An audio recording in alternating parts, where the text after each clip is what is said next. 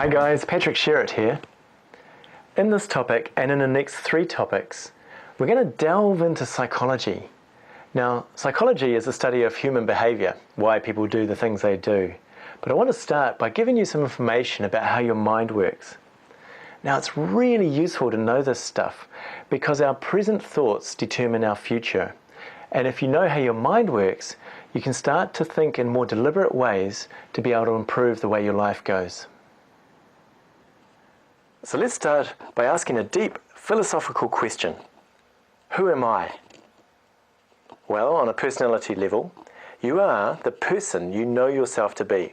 What does that mean? Well, ever since you're born, you've learned ideas about how you are and how the world is. And this is called conditioning. What food you like, what interests you enjoy, what you're good at, not good at, all of these things about who you are stored in your mind as part of your memory. Your mind is a lot like an iceberg in that an iceberg, when it's floating in the water, we're only aware of the very tip of the iceberg, but in fact it's huge under the surface. Your mind's like this because the average person thinks about 50 to 60,000 thoughts a day. Well, that's a lot of thinking, but most of it you're unaware of. It's under the surface.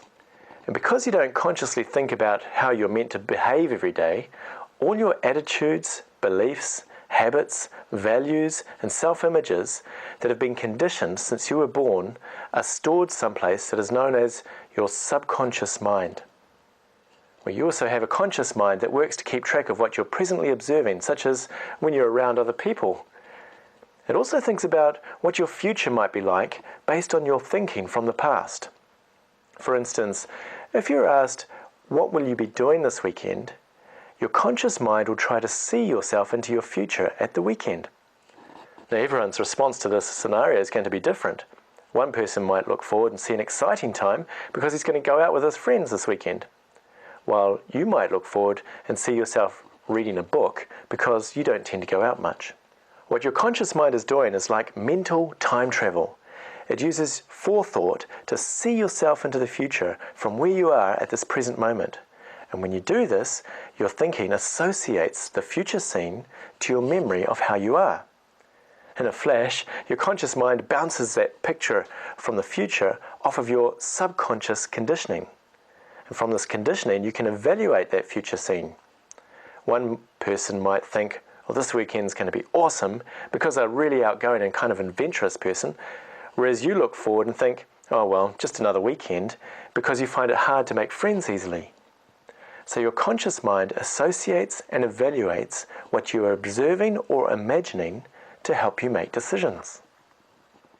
Your decisions then influence your behaviors, which influence how your life goes. If you've made decisions that have caused you challenges or difficulties in life, it is a big clue that you have unhelpful conditioning stored in your subconscious mind.